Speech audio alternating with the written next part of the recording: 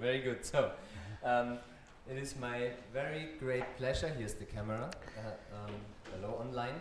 It is my great pleasure to welcome today two eminent physicists in the world of quantum optics and quantum information. It's great that they're both here in Vienna, and we use that for a special occasion to have now our double seminar today. The first talk will be given by Fabio Sciarrino. He is a professor at La Sapienza in Rome. He has there his group is well known for his work on integrated quantum photonics. He has many roles right now in many different directions. The one that I like most is right now he's also the vice rector for international strategies at La Sapienza, so responsible for moving not only his own work in quantum physics but also the university and Italian research forward. He has received many awards in his career. He received recently, I think I just mentioned the latest, greatest, he has recently achieved the ERC Advanced Grant after already a series of starting and proof of concept grants for nonlinear boson sampling. And we very much look forward to what Fabio is going to tell us today about his latest work.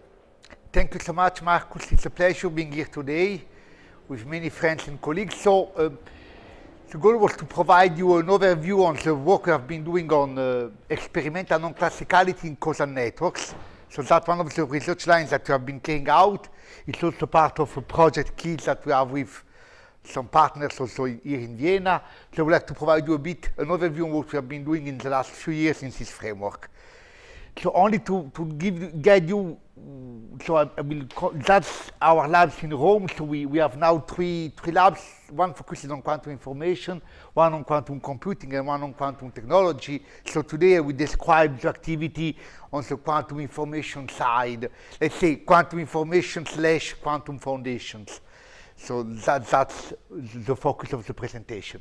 Recently, we also moved to approach based on quantum dot sources, and that's where my current ERC is focused on. So that's only to provide you an overview on our activities. We have been, let's say, working on different sorts of quantum resources, let's say at the boundary between foundations and quantum information processing. And today my goal is to focus on the most foundational aspect and how we worked on this causal networks approach, trying to combine most foundational aspect with an approach which is more driven by inference inspired by classical networks. So that's an outline of the presentation. So I would like briefly to summarize the concept of causal structure, to discuss non-locality in quantum systems, starting from the Bell scenario, and then try to extend this to more complex different scenarios, and to see which opportunity may arise when you try to use these new tools in this framework. So where we start from the concept of causal inference, and from a classical perspective, when we discuss about causal inference, what we want to decide is which causal models are compatible with the observed data. So we have a cause, we have an effect, so we have observed data, and then we may try to look for a causal explanation. So causal explanation may be simple, may be complex, and this is what you can elaborate complex theory, and that's where we try to have a merging between what we observe in the lab and what we can infer from quantum mechanics. When we are in this framework, I see two big families, which are, I would say, in the framework of quantum causality. One, let's say, has the origin in Vienna on indefinite causal structure. I'm doing a disclaimer, I won't be discussing indefinite causal structure. We will more discuss about non-classicality in a causal framework. So we will focus on this side, where we try to discuss quantumness, non-classicality, using tools from causal framework. So that's also super interesting, but I leave this to a very excellent colleague working on that. So let's try to set up a very simple definition on the causality framework and to have a common language for my following slide. So we introduce a so-called directed acyclic graph, named also DAGs, which is a way to represent classically when you have the influence between different variables. So we need three ingredients: the nodes, which are some variables which are causally connected. We need some arrows which show causal connection between variables. For instance, this would represent that the variable xe has an influence in xj. And then you may then start having several scenarios. For instance, this one, x1 is influencing x2, and x2 is influencing x3. In this specific case, x3 depends only from x2, so we can write the probability associated with the variable x3 with the following dependence. More in general, you can obtain a Markov condition that will correspond to your graph. And you may have, for instance, the following graph where you start having many variables. And for instance, and you can introduce the concept of parents. Obviously, the parents of a variable are the variable influencing this variable. In this case, x3 will have 4 parents, this, and this. While this other one are not directly influencing x3. So why we name this directed? Because of a direct causal influence from xe to xj.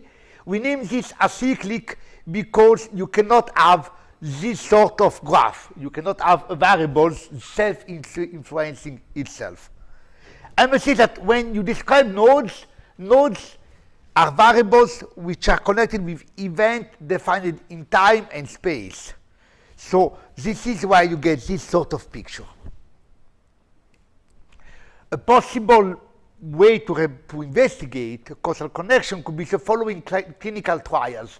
Imagine you have a medication, a placebo, you give a treatment, and you want to see if there is an influence between the treatment and the recovery. And you may ask, is there any latent factor which is also affecting both treatment and the recovery? So that's your experiments, and this is how you translate this experiment in a causal structure, where X is influencing A is influencing B, and you may look for a local eigenvariable, lambda, which is influencing A and B. And then once you have this sort of graph, you can derive some causal constraints on the observable statistics, so which will be a consequence of the Markov chain which describe your scenario. So why is this of, so what is typically the approach that one may have? You carry out an experiment, you collect some statistical data, that will be your starting point. Then you will have a look to your causal structure. The causal structure will lead to some constraints, and if your statistical data violate your constraints, this will exclude that your data are compatible with the assumed causal structure. So typically what you can do is more an exclusion approach. You assume a causal structure, you derive the inequality, you take your data, and if your data are not compatible with this inequality, you need to exclude that your data are compatible with the assumed causal structure. So when we do that, we can now combine with quantumness, because what we do at the end when you do a quantum experiment, you do some statistical data, you assume a causal structure. If you violate the causal structure, then we often use this as a way to certify non-classicality of physical systems. And the first significant example of this is Bell inequalities. So let me try now to have a look on Bell inequalities after this introduction. When you have Bell inequalities, you have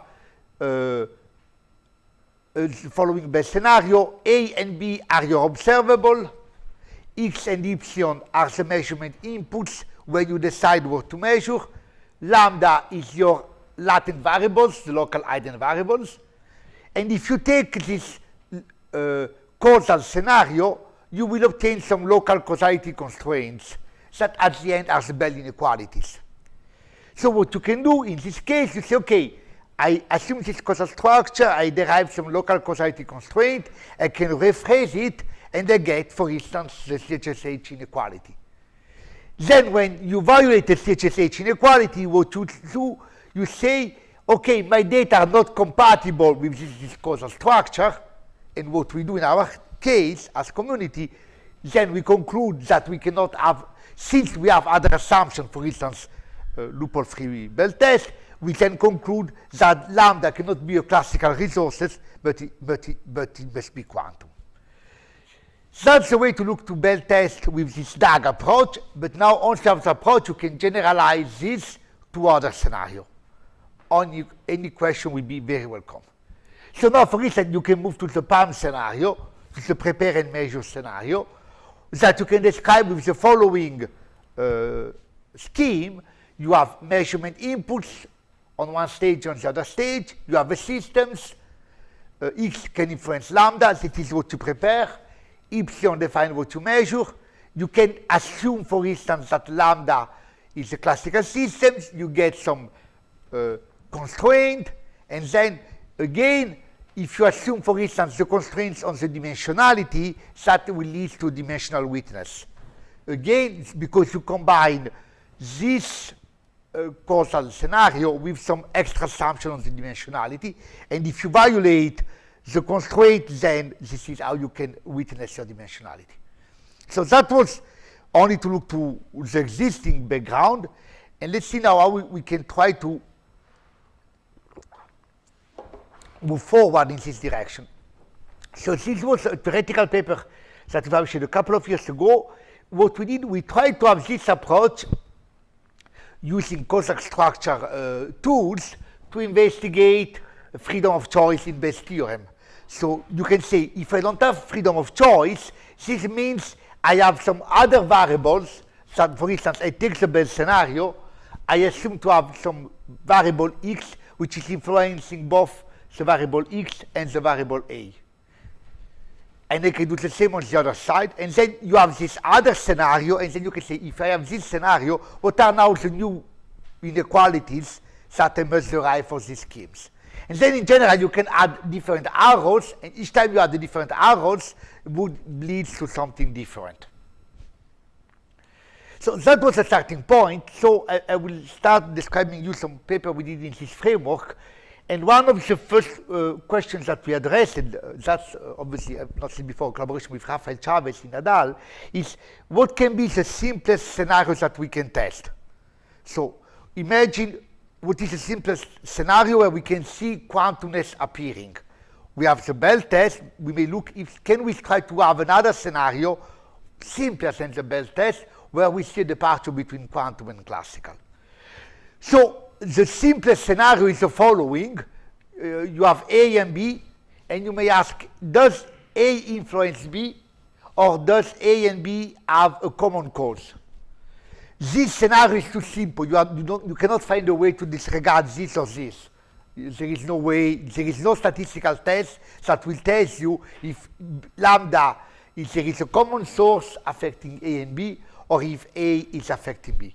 You need to go to something slightly complex, which is a so-called instrumental scenario, which was investigated in the classical framework, and in particular you can see here what Jules Pearl proved. That's the instrumental scenario. You have the following variables. The variable x is the variable under your control. It's what you decide on your side.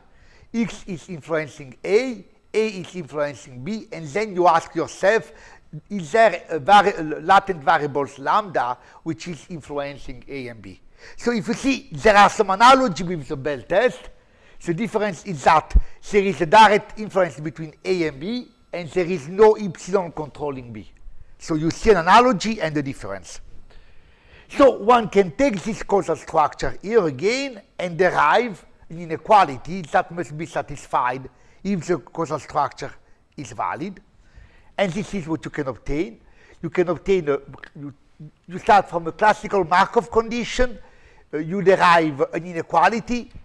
In this case, this inequality is derived with A and B, which are dichotomic variables, like in the Bell test, while x can take three values, 0, 1, and 2. While lambda can be a continuous variable, like in the Bell test. So you take this causal structure, you have this starting point on x, a, and b on their dimensionality. You derive then the Bell-like inequalities, which is the following one, which gives a bound on the average observed value of a and b alone and their correlations, depending on the different setting. So that's the average value when x is equal to 0, when x is equal to 0, x equal to 1, and x equal to 2. You also derive this inequality. You may ask, this inequality holds when lambda is a classical variable. Can we observe a violation using quantum resources? And this is what we have shown, that indeed if you allow to have an entangled state shared by A and B, while the classical boundary is 3, you can get 3.82. So you cannot have a quantum violation of this classical causal constraint connected with the instrumental scenario. That was the prediction. That then the experiment that we carried out. You must see something that in this causal scenario, A can influence B. So you don't have a space-like separation like in Bell test. That's allowed. So I have a quick question. So why 3 parameters for X? If only 2? If you have only 2, you don't see quantum violation. Thanks for the question. So if at the beginning, if X was only dichotomic, you could not see a gap between quantum and classical. You need to have 3 possible values. No. No, because so in that case, you don't have epsilon. So you have only x. B only depends from A and lambda. So you need to go to dimension 3 to see the gap. So then you do the experiment, which at the end is an experiment similar to a Bell test. You use an entangled photon pairs. That's the variable A. That's the variable B. On the Alice side, you can choose 3 settings instead of 2, which are right in here, the 3 settings. And now on the Bob side, you have 2 settings, but the 2 settings on the Bob side now are decided by the Alice outcome, as shown here. So that's really different from the Bell test, because now you force Alice to communicate to Bob, and it's only when Alice communicates to Bob that you are able to see the violation. Why is the first variable not sigma y? I mean, by simple symmetry, I would expect that there are sigma x, sigma y, sigma z. That's a good question. I should check the calculation. Sorry. I don't have an intuitive answer to that. But I mean, as I said before, you need to have 3 observable. But I guess, again, that's what leads to the maximum violation. I expect that you will have violation for many, many settings, like Bell test. So we did the experiment. We should say something. So what you see here, what is the relevant part, is that you have the violation with something where you don't need to have a bipartite separation, like in the Bell test. Obviously, there is a deep difference that when you do a Bell test, you can guarantee. Let me go back to this scenario here. When you want to do a Bell test and you want to do a loophole-free Bell test, you can simply move A and B far away, and that's how you guarantee, physically, knowing physics, that A and B don't have a straight line. When you do an instrumental scenario, what is the weakness somehow is that this inequality holds if X is not influencing B. Because if X is influencing B, you can violate also with classical observable. But you don't have a way to guarantee that X is not influencing B exploiting space-like separation. Because X, A, and B are not separated from a space-like perspective. So you need to assume this causal structure, but to guarantee that X is not influencing B, you cannot use the trick that you use with Bell test, which is to move far away the different side. On that side, it's harder to have a way to guarantee this causal structure only based on how you implement your experiment, but you need to trust more your apparatus because you need to guarantee that X does not have a different direct influence to B. I don't know if this point was clear, but that's something that is somehow a difference between the two. So something else that we did on that is that as following step, a question before was about the three possible values of x. That to see violation, you need x to have three possible values. So another question is, can we find another way to observe quantumness with respect to this one? And that's the paper which relies on this theoretical paper, and then we did an experiment to which here is the first author, so you have the best expert here. So the idea was to use interventions, which is something that is also used classically to identify correlation between variables. So what you do when you do intervention, you have a diagonal structure like this one. When you do an intervention, you do an operation on your systems and you force a variable to take a given value. That's why it's named intervention, because you enter in the game and you force your device to take a specific value.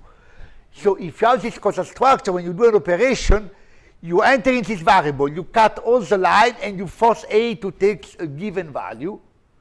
And then you try to quantify, depending on your intervention, what sort of value B can take. So it's something which is not device independent as the previous one, because in order to do this intervention, you need to know physics, because you want to force a physical observable to take a given value. And then you can quantify, when you do an intervention, what is the average causal effect that we may see in let's say, to give an idea, how much B can change depending on how I do my intervention. So how much is the average causal effect between A and B, where depending on the value I set here, how much B is changing. So how much I can, let me repeat, by influencing A, have an effect on B. And you can quantify this with this average causal effect. And then you may ask, okay, let me take this figure and then see what can be the average causal effect if I have quantum resources or classical resources. So that's, again, the previous apparatus. Can I ask a short question? Yes. I see that this point about that the average B changes, but couldn't you also have situations where the average stays the same, but the distribution changes? So in this case, One can invent such models. yeah. So that will be a more refinable, because in this case we only try to maximize this quantity, but which is tell us only what is the maximum effect. If you have in mind the distribution, you have in mind the most complete description. You are not only quantifying with one estimator, but you are trying to catch the overall how B is changing as distribution, and that will be only one quantifier. Again, that's a good question, but again, that's only the entry level. So, but when you do intervention, okay, you have an X source, but let's see what means doing the intervention. So that's the key point. In order to do intervention, this means you fix your variable. So when you do an experiment without intervention, you have Alice and Bob with two photons. You measure the photon of Alice and Bob. When you do an intervention from outside, with a random number generator, you fix what is the output of the results. So that's how you enter in the game. You fix the value, and this is now this value which is controlling the other value. In that sense, you need to put the N in your apparatus. You need to remove some part of the physics, and from outside, fix the value, and then you can then carry out the whole experiment. So that's how you do the intervention. There are some technicalities, and then what you can see is that you can see a gap in this case also with a bidimensional setting, where you see a difference between what you would obtain with classical resources and quantum resources. So this intervention is a different way to see a gap. There is the main difference between the previous one is that you have to put the N in your apparatus. And that's where you are, you are partially using physical information on what you're doing. But this can be shown as a different way to test quantum causal influence using some more advanced tool. Not always intervention would, for instance, if you take intervention in the Bell test, you won't see anything coming out from your apparatus. Here you see an impact because you have your DAG diagram has an influence between A and B. Please, Mario. Is the process of making an intervention doing work in the system? So are you doing something thermodynamical? Are you changing the overall entropy of the Faraday state if you do the intervention? It seems like yes, because it's not a measurement, it's forcing one value. So the question is, does it have a thermodynamical cost? So your question is, how do I what is, if I got it right, what is a quantum dynamical description of an intervention? From my point of view, there will be a cost also because somehow you also erase some value, which is the physical value of A, and you force an input from outside. It's something which we have not considered, so maybe we can go. But I see a cost because I see a cost conceptually because you really delete A, you delete some influence, and you, from outside you put a given value. So it's a lambda hour, no? So you will have some associated AT over 2 because there is a bit that is cancelled by doing this program. Yeah, but that's something that we have not analyzed. I think you can maybe not erase this, it's just you don't have the line to it. But this information on what was before you can put in some other system and set it in environment. But I'm not sure that it's really thermodynamically necessary. So you would say that you can simply remove A and Move A and put A somewhere which is not interesting for experiment. So there is still A there. so you are not forced to delete A. I don't know. It's a good question, but it's something that that's a different, let's say, vision. So that was to complete this part. This is that you can use other tools. And then the last point, but very brief on that part, is that once you have a way to certify quantumness, you can try to use this to extract randomness, as was done with the entanglement, and that's what Iris and others did in this paper, where we were using so as a scheme, not a Bell test, but an instrumental test. What you need to do, as for a Bell test, you need to assume your causal structure. So your assumption can be very plausible, but you cannot guarantee this by space-like separation. But on the other hand, if you have a Bell test which is not space-like separated, at this stage, this can be more convenient because you need only to have one output from outside, and then we also compared the randomness that we can extract compared to the standard entanglement scenario. So that was, how much time do I have left? Forever. Okay. Because I can jump the slide, so you will never discover how many slides I had. That will be a secret variable, so when you give me the back, I will jump. So now, that was an idea. On this side was to go to the simplest structure. Another idea was to say, okay, if we have this dark structure, can we go on the other side to have more complex systems, where again you want to have a dark structure which describes your apparatus, and you want to see whether there is a violation of the dark structure or not. And obviously the motivation are, certified quantum randomness, foundational physics, QKD. So I will start from this, which is a bilocal scenario, which was introduced by Gisin, Branchard, Pironio, before this DAG language, but the DAG language is again a way to easily see what this bilocality implies. So the idea of the bilocality is to say that's a known Jack Z, we have ABC, a common model variable lambda, and X, Y, and Z. And you get some inequality. So now imagine that you can assume to have two different sources. So you assume to have two different sources, lambda 1 and lambda 2, as shown here, and you want to exploit the fact that you have this information on your sources. So because you may argue that physically you know that they are separate sources, they are space-like separated, so you can physically tell, okay, I'm not in this scenario, I'm in this scenario which is more specific, because this scenario requires more information on your underlying network. And then you take this scenario and you derive some inequality, which are bilocal, because you have lambda 1 and lambda 2. Very similar to the previous one, but the fact that you consider lambda 1 and lambda 2, this change mathematically the problem, because you get some different inequalities, which are this bilocal inequality derived by, you see, in these years, from 2014 to 2016, that leads to the following scenario.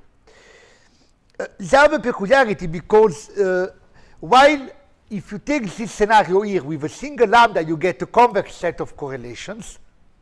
Instead, if you consider lambda 1 and lambda 2, you get a non-convex set of correlations. So it's much more complex to be derived.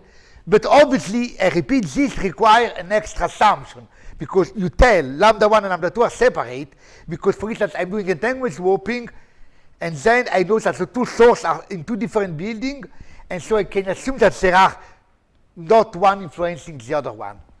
And when you derive this non-convex set of correlation. So you have the quantity E and J, which are some observable, and you get a set of correlation, which is a blue one here, and a green one. And this means that if you get an experimental point here, you are compatible with this model, but you are incompatible with the bilocal model. So using this bilocality, you can observe a violation in a regime where you could not observe a violation using this model. Why? Because you are using some extra information that put more constraint on your correlations. So that's what we did. We did the first experiment in 2000, I don't remember. And that was the setting, which is essentially a swapping test, with the addition that you use extra information on lambda 1 and lambda 2. That's your set of correlation, and you obtain 1.41 again, which is compatible with a single lambda model, but it becomes incompatible with this bilocal model. And that was, so our first paper was 2017, that we carried out with the following setting. Then there were another paper carried out also by Jeff Pride, and then we did also other extension. And so that was our first paper, 2017. Our paper was done in a single lab.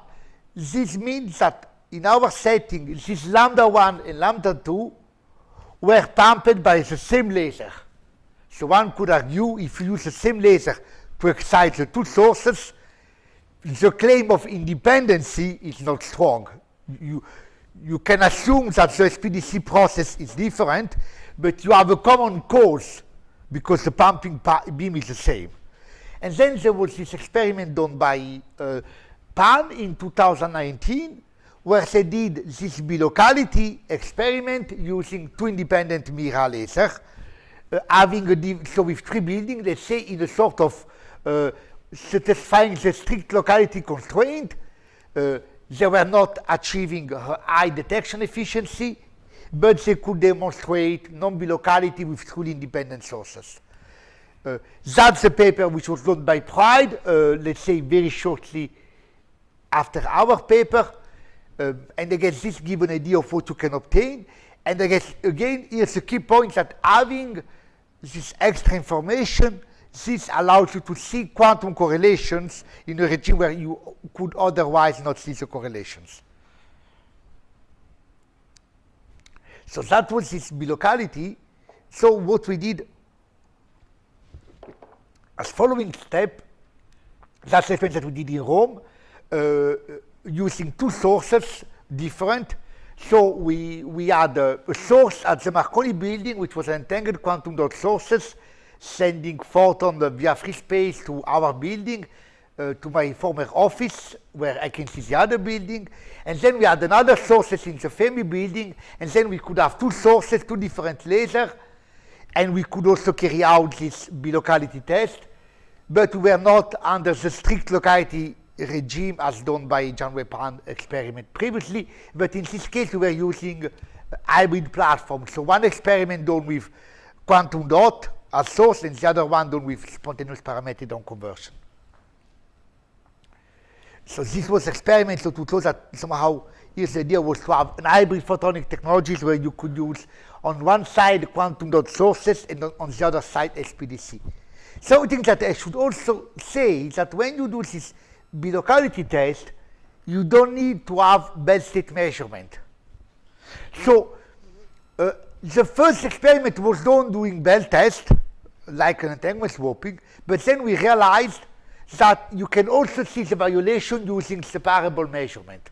So you have the two pairs, lambda 1, lambda 2, you have A, B, C, but B does not need to project the two photons over a Bell state, but it can do separable measurement on the two photons. So somehow it's sort of two independent Bell tests which enter in the same bilocal inequality. A difference that you have is that when you do the experiment with entanglement swapping resources, you have a stronger robustness against noise. So in the ideal case, separable measurement and Bell measurement give you the same prediction. If you add noise, entanglement swapping turns out to be more resilient. And so I'm close to complete. Just a second, you can go back this. But you do a measurement of a variable which is influenced by lambda 1 and lambda 2. Exactly. How does that variable look like? So the observable, let me go back, let me see. So essentially, let me see if I have the observable right, and otherwise I will. So the observable is essentially the product of the two Bell output. So you have to imagine that you measure the two photons on the side, like shown here, you see. You extract B and C, and then it's the product of the two. That's what you obtain using separable measurement. Then you can do the same using Bell test. For instance, the paper by John Way was doing, if I remember properly, a Bell test in that case, but with the two measurement you still violate, and you clearly see you still violate because your assumption is a lambda 1, lambda 2, it's not a single lambda. So that's the key point of, so on one side, it's easier to do this experiment because having separable measurement, you don't need to have overlapping. You can do this in a very easy way. But the key point is that when you do this, you observe this violation, all the violation if you guarantee that lambda 1 is independent from lambda 2. Then what we did, and I'm close to the conclusion, we scaled up this to star quantum network. So in this case, what you do, you have the same principle, but you have now different sources, 1, 2, 3, 4, a central node and several nodes on the output, and this gives you a star network. And you can derive an inequality for the star network, which has the following structure.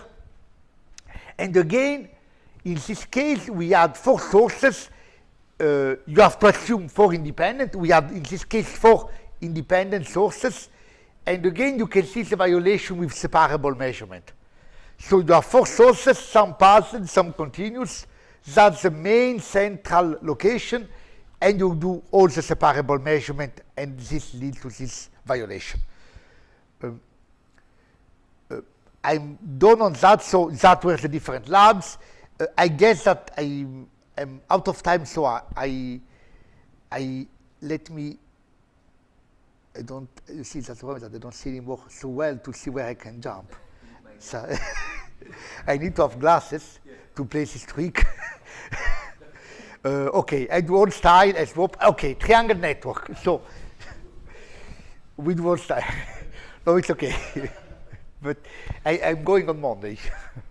After 4, so you have now 3 sides. That's this triangle network where you have Alice and Bob and Charlie, And there were many papers which investigated in the last few years what sort of correlation can be obtained via the triangle network. And then again, when you have the triangle network, you can investigate the triangle network under different scenarios. You can have a single lambda. You can have 3 different lambda. You can have external input. You can have no external input. There is now a variety of processes that can be investigated. I will only very briefly mention the two that we did in Rome. We did a triangle network like this one, where we had 3 sources again, as the previous one. External input, we derived an inequality, and we have shown that we could violate the inequality. So this was the sort of experiment which somehow generalized what you have seen before to these 3 nodes. And then, and we'll conclude only with the title, but without seeing details. What we did a triangle network where we wanted to observe non-classicality without assuming the freedom of choice. And then and that was the experiment. So you have these 3 nodes. That's a triangle network. If you see there is no arrow coming from outside, this means you do a non-classicality test, but you don't have a freedom which enter in the game. Because the triangle network is, let's say, self-seeding itself.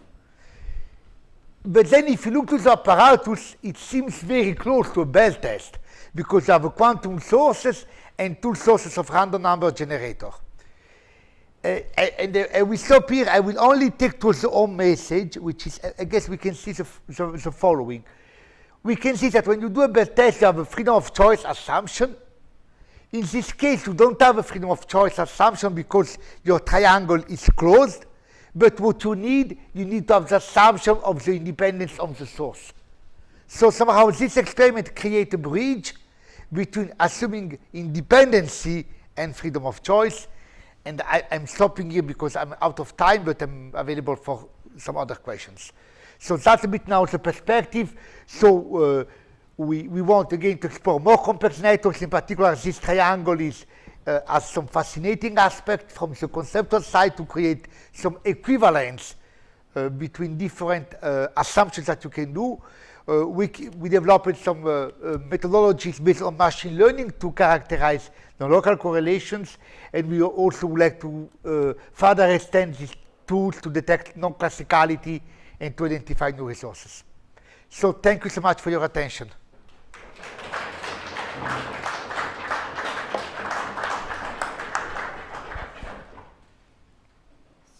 Thank you so much, Fabio. I'm using the microphone here for the ones who are attending online. So thanks a lot for this fascinating talk. We already had many questions during the talk, but Czeslaw, can we do it like that? I would like to know if you are aware of any cryptographic protocol based on this triangle inequality. No, on this triangle, I'm not aware yet of something which can exploit the correlations that you obtain for cryptography. There were some papers which exploited the other scheme I've shown you. On the triangle, I'm not yet aware. So obviously, each time you see a gap between quantum and classical, you somehow certify your resources. So one may expect that there is a potential for that, but it's something that we are not yet. I'm asking this because you don't have a freedom of choice. You cannot choose complementary observer, which is usually the cryptographic element in the normal quantum key distribution. But nevertheless, you have a gap, as you said. So suppose that you have a gap. So you have something that you know is truly non-classical. So one could even imagine that you use the output data generation that you still certify, and being certified, it can be used to share a key. But that it's outside my comfort zone. But again, that once you have a certification, I see a potential. But it can be even so because typically in QKD, it's when you change the basis that you may have some attack from some eavesdropper because it can force you. In this way, having everything self-consistent, that may be help to have some stronger barrier against eavesdropper, but I'm now speculating on that. Okay, sorry. Thank you, very nice talk. I want to ask one question. What's your opinion of the instrumental carrier network with the quantum teleportation protocol? Because I know for the teleportation protocol, we also have the feedback from A and B, and also A accept input state. I think I don't know if you can like put the teleportation protocol in this carrier structure, because in the teleportation, I think they use a quantum state and they do the burst measurement and they just give the feed forward to B. And so, yes, just what's your opinion of their relation? Yes. So that's a good question that we never analyze, frankly speaking. So in that case, one should take a teleportation and draw. So I mean, and draw the whole scheme of teleportation to see what are all the variables which enter. So I would expect this. I mean, the difference that in teleportation you also have your qubit, your external qubit. So I expect that you need to have more nodes. I should a bit brainstorm on that, because I mean, in principle, you have your qubit. Let's call it phi as variable, and so one should see what is the right diagram to describe this. I would expect that it's similar to this diagram, but with some extra node, and then see eventually with this which sort of constraint may lead. So I don't have the full answer.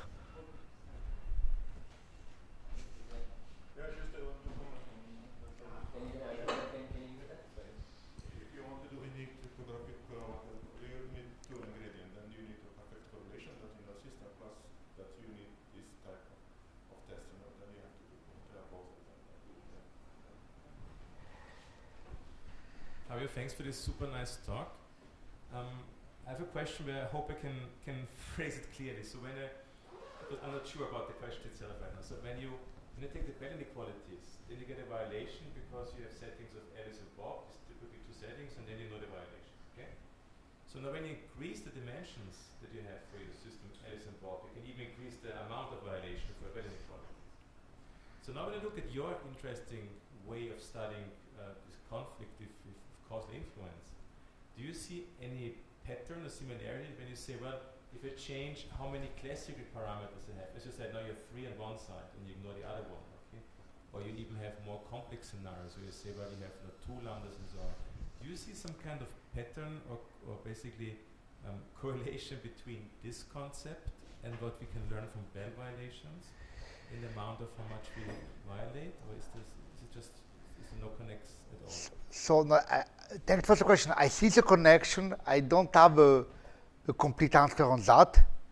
So, because one can imagine, let's go back to this. So in this case, we increased the number of settings, but not the dimensionality.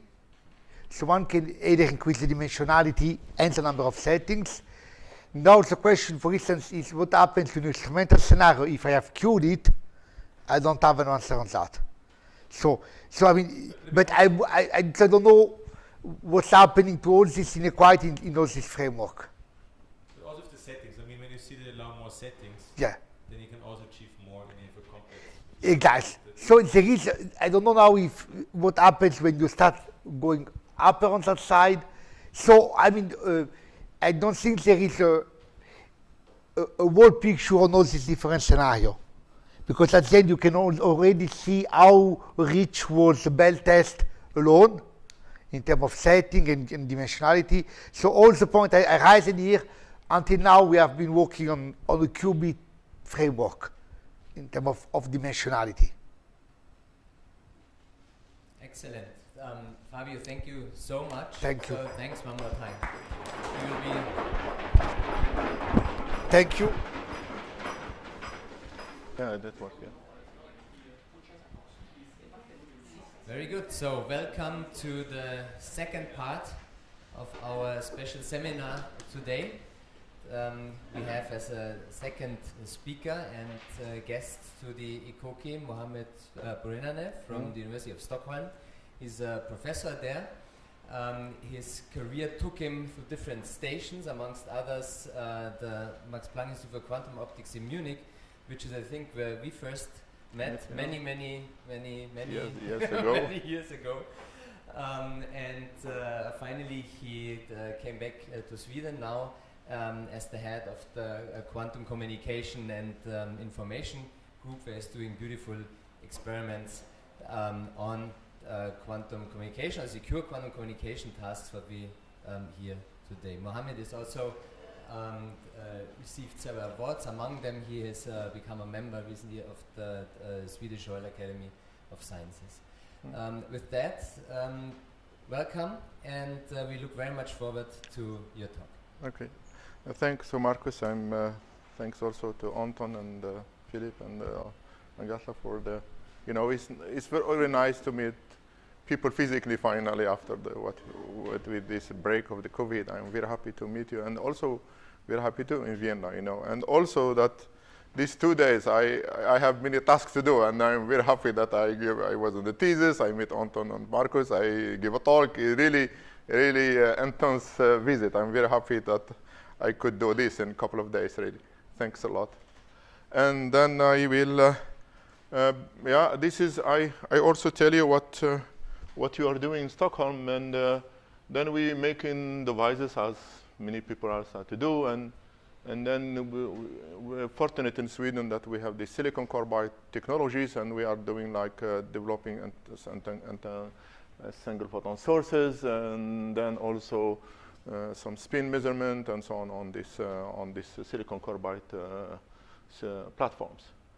We also started as doing laser writing as what people in Milano and Roma. We do it in our labs now. We have a whole system that to write our own laser writing circuits and so on and so on.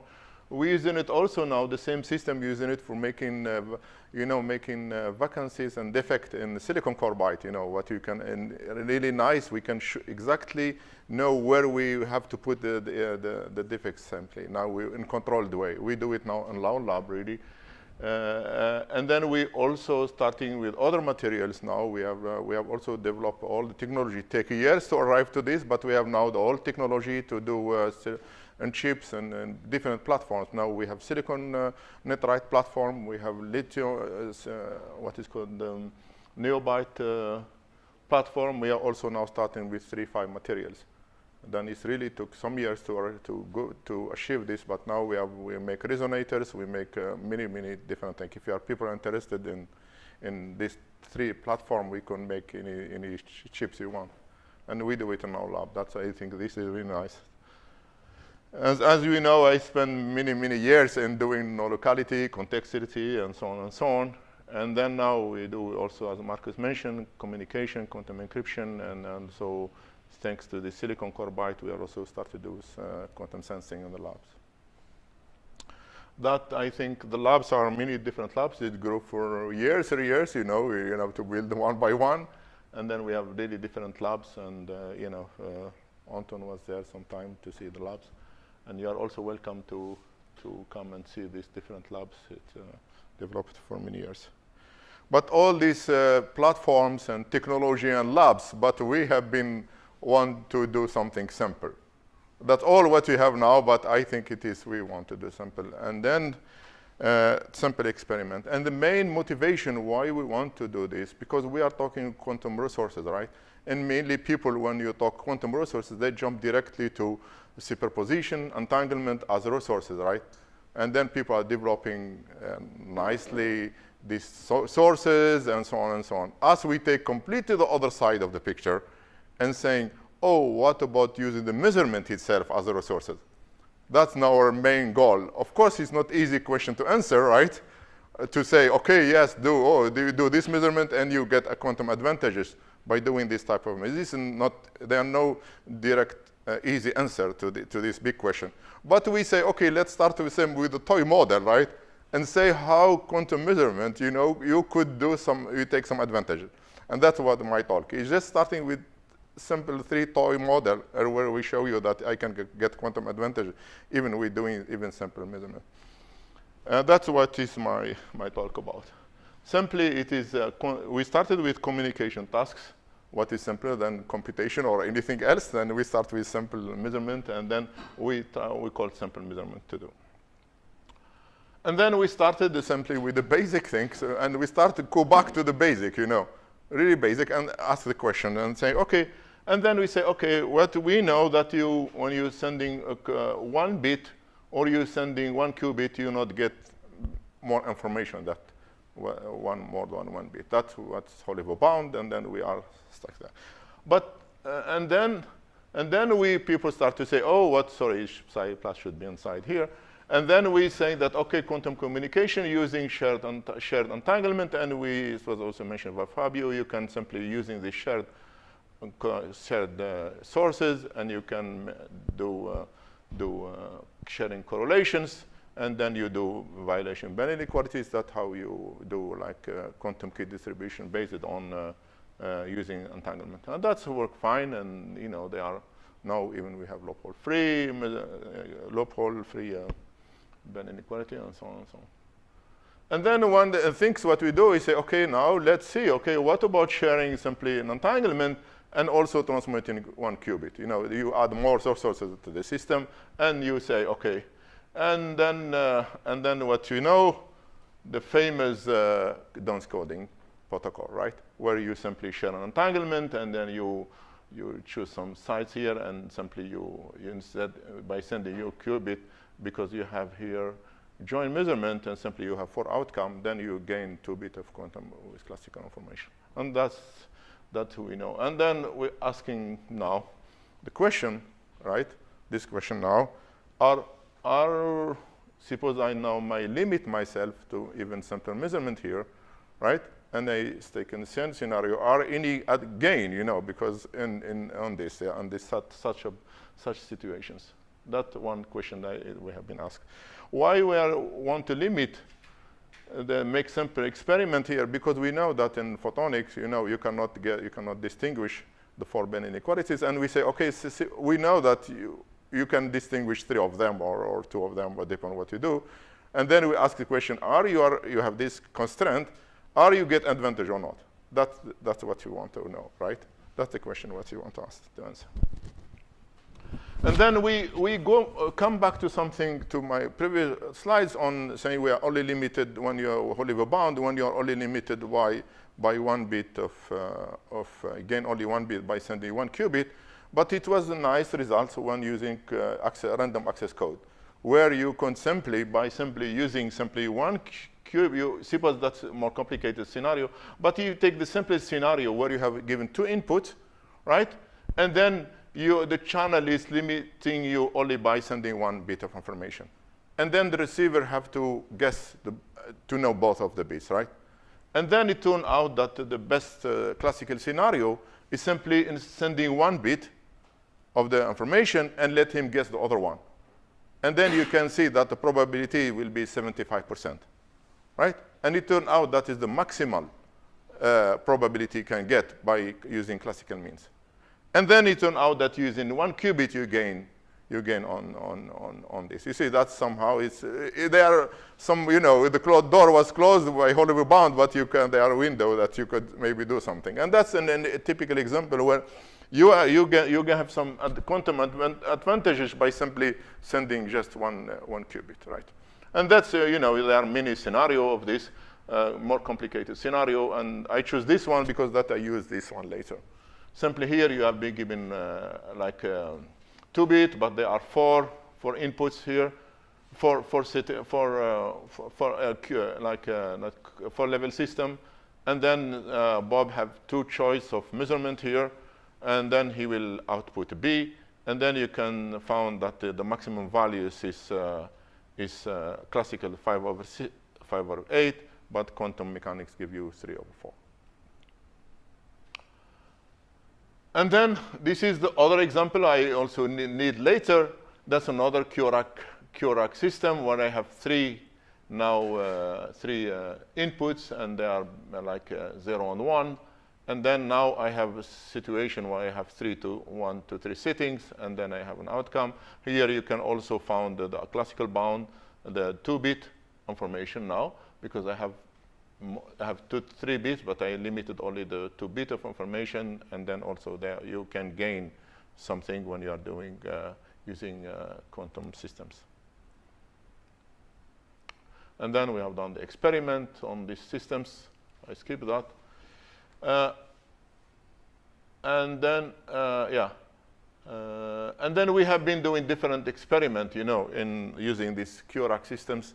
And then the other question what we have been also asking is instead of Bob only do one measurement, say he do one unsharpened measurement and he do the second one, right? And then he try to build a correlation between the outcome between Alice and Bob and Charlie, who is doing the second measurement. That's also another question what we have been asking, you know.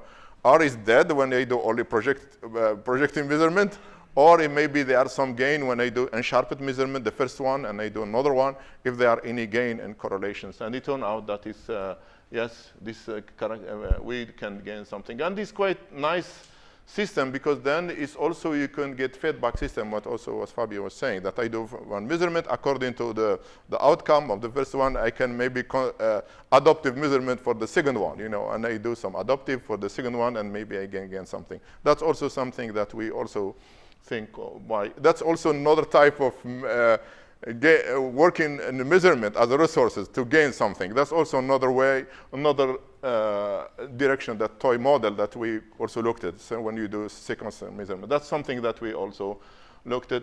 The other model also of trying to do something, we want to do no projective measurement now. You know, like a POVM measurement, if there are any way to gain something also when you are doing project. You see that we are trying different directions in doing this. And then we do it in 2 scenarios, in prepare and measure scenario, that the resource you get, or we have done an entanglement-based system. And then we try also now to do this projective measurement and to see again how things are working there too. In simple systems, you know. And then one typical example also what we have done this in using the QRAC now to found this entanglement, the dimension witness, you know. Simply, that was derived, inequality derived by Asin and company, and that you could also get bounds with different type of systems that you are emitted by Alice here, as an example of.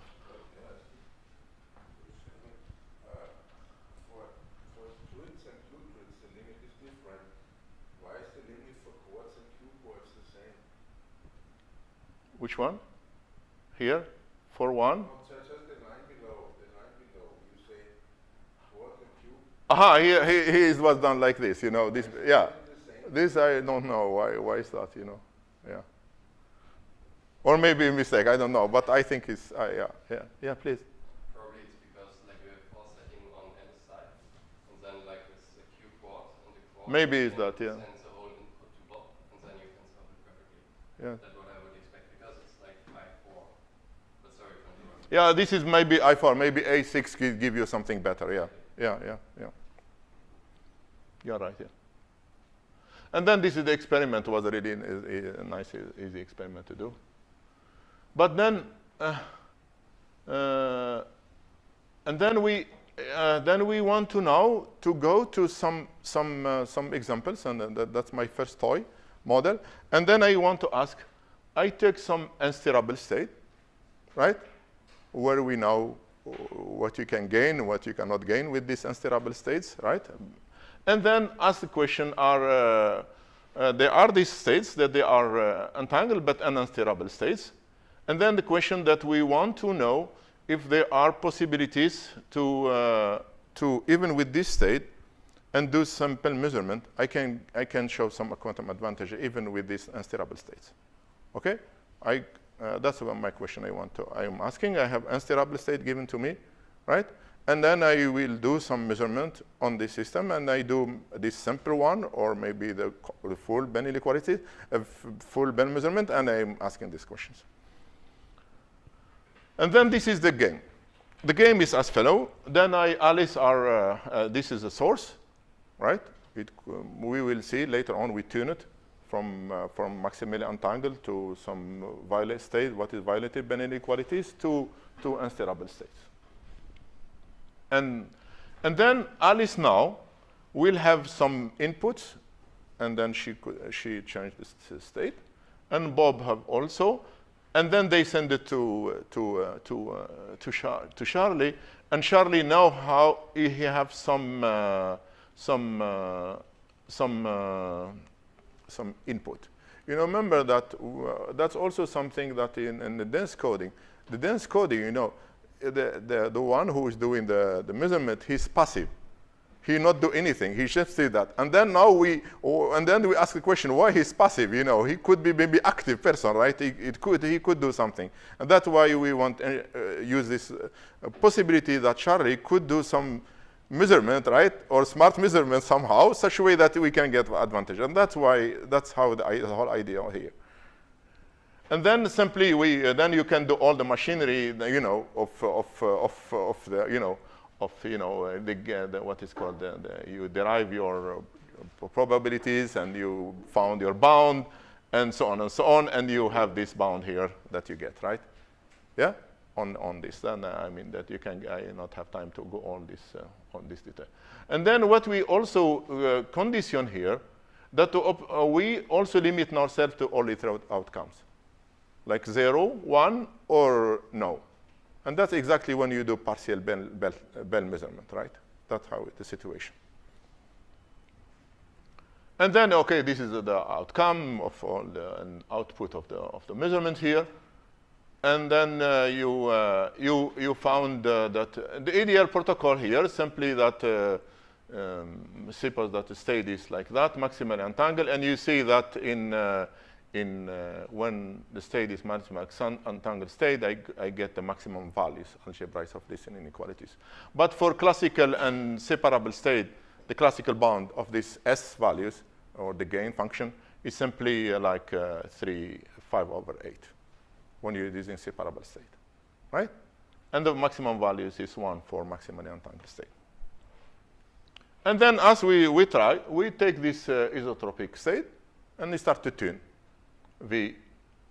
And then you know, as you know, all of you here, then the separability is 1/3, unsteerability is 1/2, and then the local values is 0.68. That are the values that for this state, type of this state. And then you see there are here some gap here between the state that they are not violating Bell inequality, or they not have no local system, and then the steerable state, and that's where we go there. And then the isotrope states they are entangled for P. V should be V here 1/3, but they are not only steerable for P higher than 1/2. And then we found that the values here, and then we say that here. We found that this for value of V between 0.4 and 0.5, I can get quantum advantages.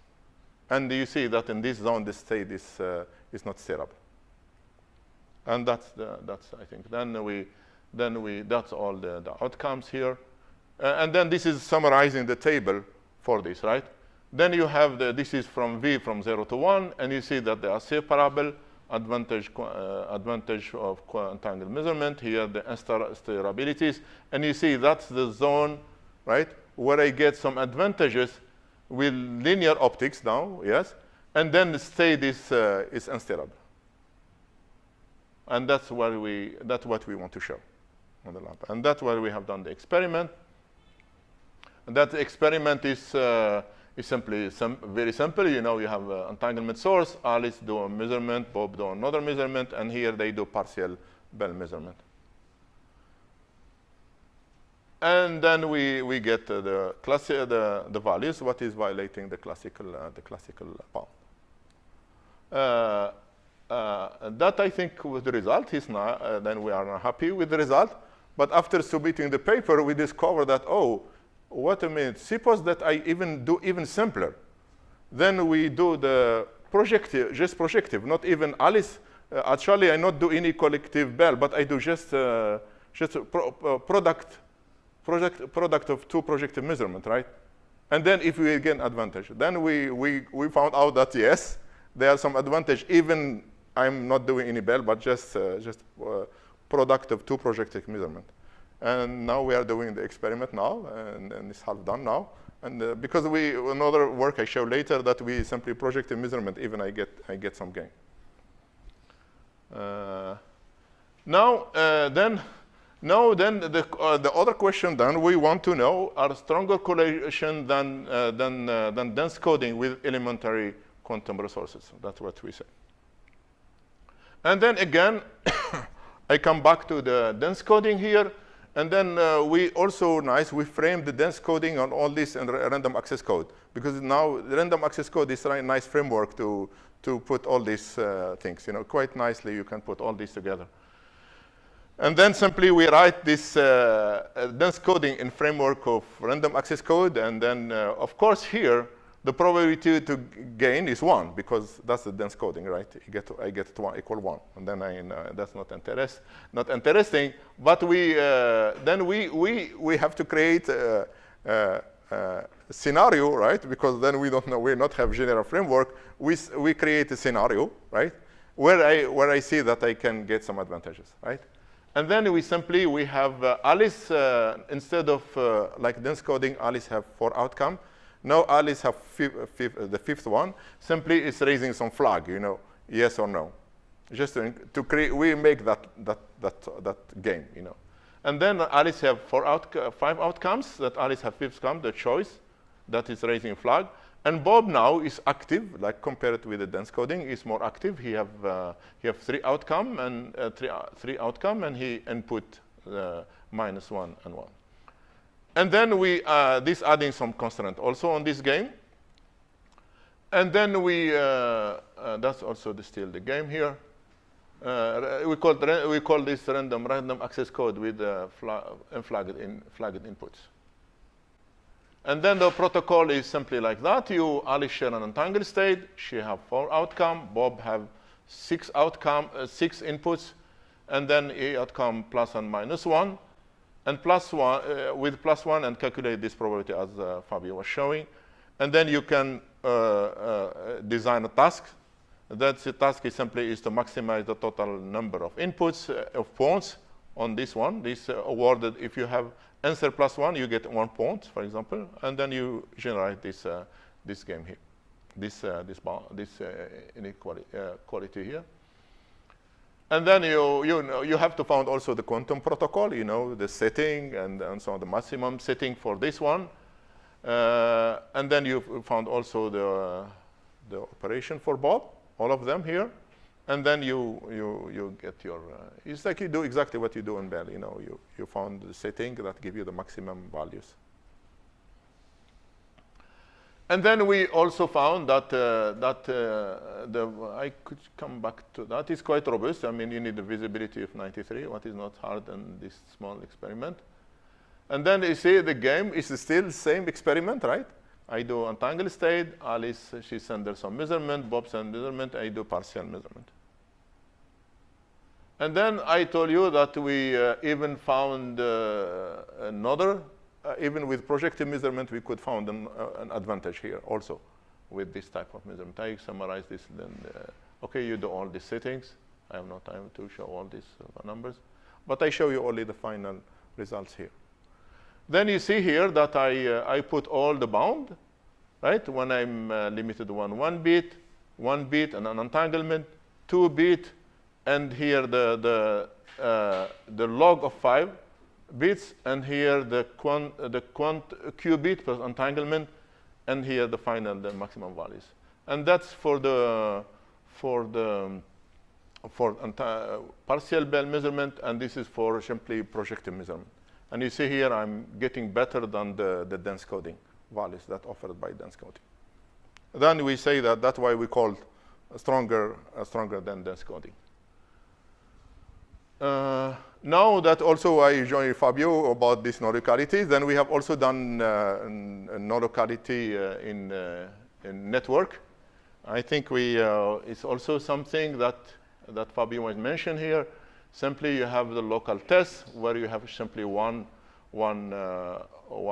this, and then you know that you could have lambda one, the same lambda, or you could have different lambda 1 and lambda 2, or what you could have one lambda here and quantum mechanics to the other source. And then you want to show when you have two entangled, then you do better, you know.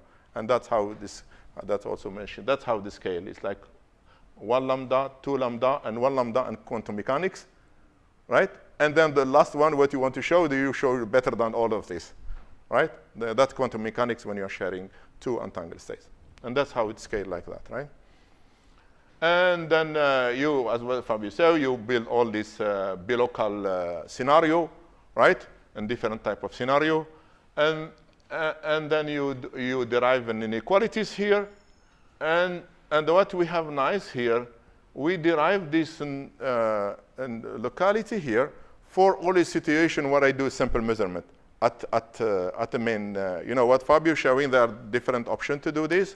One is simply to do only what Fabio showed. You do only measurement here and measurement here, but later you correlate the classical data. You know, that's one way to do it. Another way to do it is simply really do quantum measurement here and in the middle, right? And you get outcomes, right? And that's what we have done here. Simply we do real quantum measurement between the parties, right? And then we limit ourselves only to partial Bell again, as an example, right? And to show if I get this violation on this situation, and that's the Bell inequality for that. And then we show that you know, you have to trust me on that. You have this partial Bell now. I do only partial Bell. And then this is the setting for Bob and Charlie, and this is the violation of these inequalities for the network. And then we, this is the experiment here. As Fabio mentioned, we have to have different lasers. We not have different lasers, unfortunately, but what we have done here, we simply randomize the phase between the two sources, you know, to make the two sources are completely independent. Then we randomize here the phase between. And then you see here is just a partial Bell here. And then this is the dip, and we get a violation for this full, you know, we call, sorry, I mentioned that. This we call full network non-locality, where it's really, that's what, yes, this is the people here that work, and this is the funding agency that was funding us. And this is my students here, and we have collaboration with Armin Tavakoli. He used to be in Vienna, but he moved back to Sweden now recently. Yes, he got an assistant professor position. And you know, to connect to assistant professor position, I want to mention that in Stockholm, we have this, the Wallenberg Foundation have a new initiative. VAX, it was the big one, but now Frank Wilczek got another initiative for him. What is called the Wallenberg Initiative for Network and Quanta. And then Frank is, he have this money now for hiring 2 new assistant professor in theory, quantum information theory. And quite nice package, by the way. You get 1 postdoc plus your salary plus 1 postdoc and 2 PhD students. Only the things what I don't like, the limit is 5 years after your PhD. Then yeah, if you know any people that really will be then it's nice. Then there are these 2 positions will be affiliated to Nordita, and then one of them will be also affiliated. This is because Nordita is not a university, then they have to be affiliated to university. One of them will be affiliated to Stockholm University. The other one will be affiliated to Uppsala University. Really, if you know, you should tell people. Tell people who is interested really to. It's quite attractive. Yeah, and also Nordita have this advantage to offer this what's called quantum workshops and so on and so on. It's really quite interesting. You know, for Sweden, it's what exceptional such. When I was hired, I have not got such offers. You know. Yeah, and I end here, and thank you. Yeah.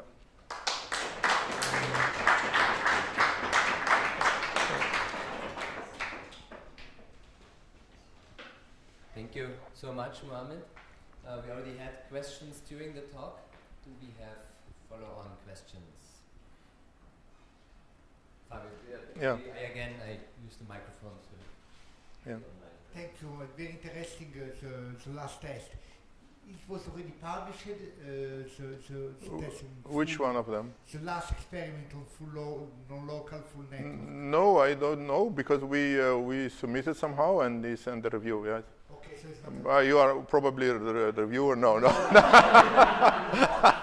discovering today. I propose your name, but It's very interesting.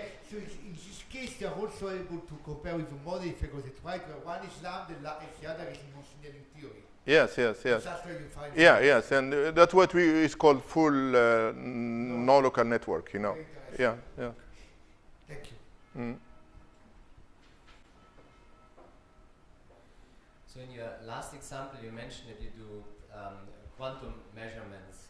I'm wondering, the correlation function that you showed was basically composed out of local measurements still, no? Or were there some... Oops. Oh my God, I lost my... There you go. Or were there also, in your last example, were there also Bell measurements in the protocol? You mean? Yeah, here in the... Yeah, if you look Here? at here, right. Yes. Here is simply here is simply you do like a measurement of Alice, action of Alice, Right. action of Bob, and then here the action of Bob. You know, it doesn't here in inequality you not see if it's done like collectively or not, but Okay. this is the outcome. Yes. Okay. Yeah, you not see it here at all. But this was designed especially for this partial Bell measurement. Yeah, it's done for that. Yeah. Okay. Yeah.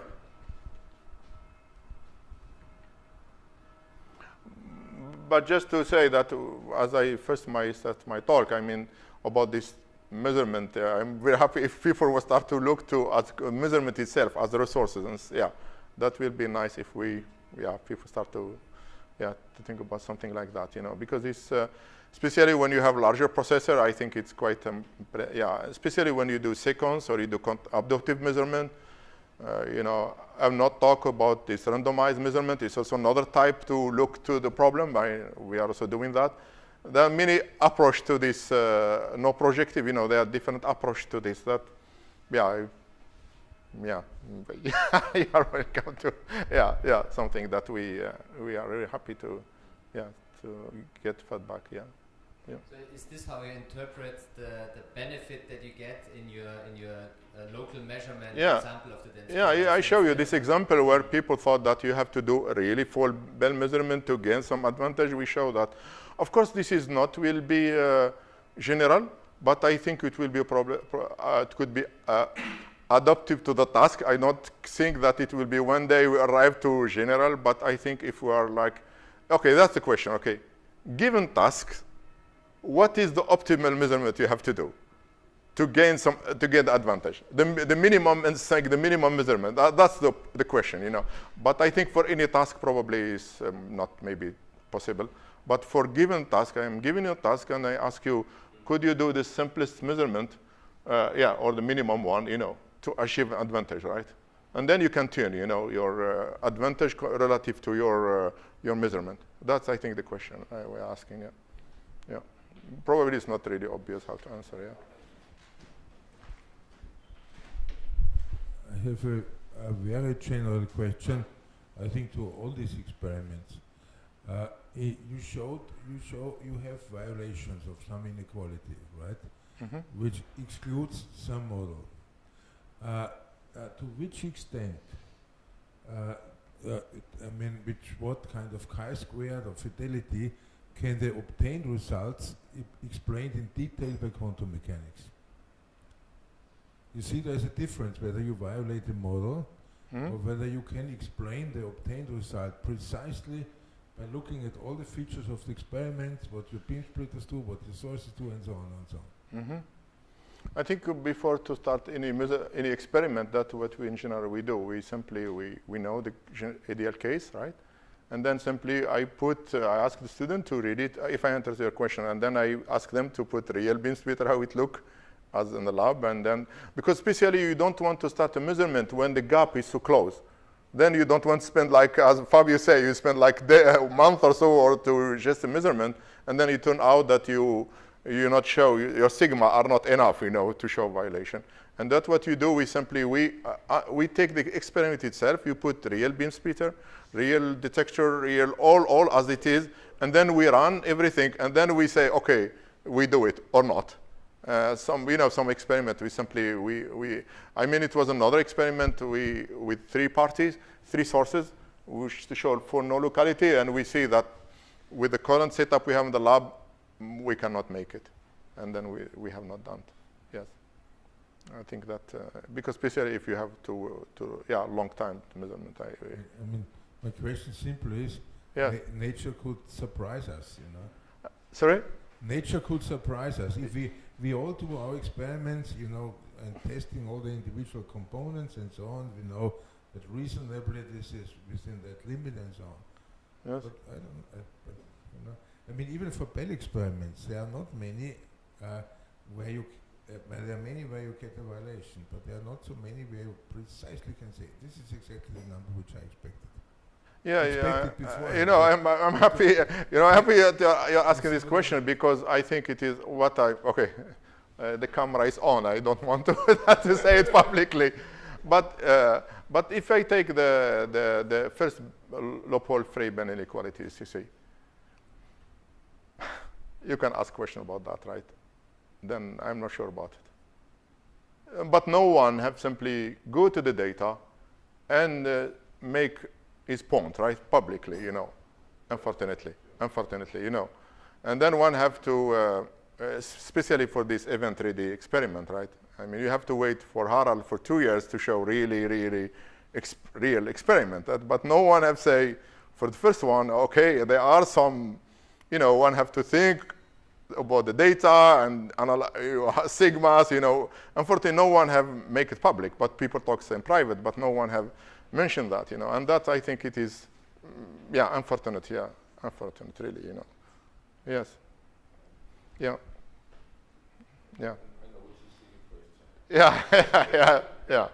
Yeah, this is really but yes, that's somehow, yes. I mean, if you look particle physics, people are more tough with the data, They're much, we should do the same. I mean, in an ideal experiment, which we also have not done, so I'm not blaming anyone, You should sit there and say precisely, knowing my experiment, I expect this number to come out. Yeah. And then independently you look at the experiment. Yes. Not knowing. So you should even not know what the result is. That should be calculated separately.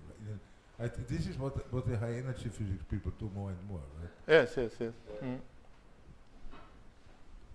don't know if anyone would fund such an experiment. That's also what people do for precision measurements of natural constants. Right. They deliberately add some random offset and only remove it afterwards. I mean, this is true. I mean, all these experiments I show, I know what I'm getting, right? And then, of course, it will be nice if I love to do an experiment where I have no idea what I will get, right? The reason I'm asking is because in neutron interferometry, there was a famous case like that.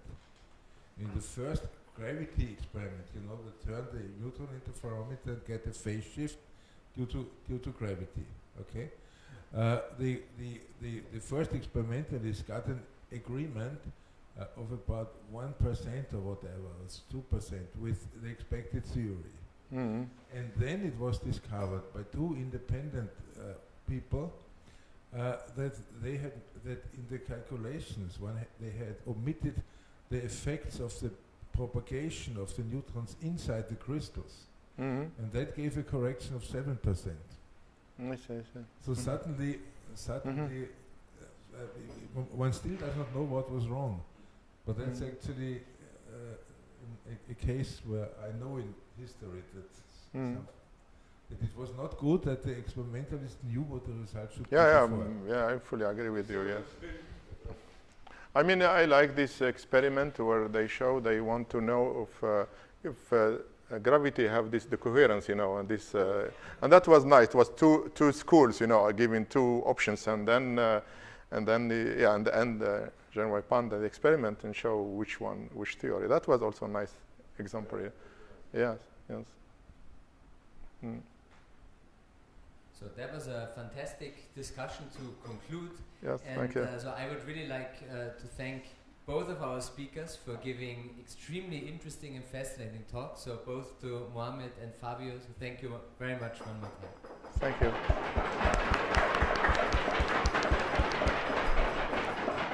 Thank you. Thanks a lot. Thanks. Really interesting questions to ask. Yes. Can I? Yes. Oops, sorry.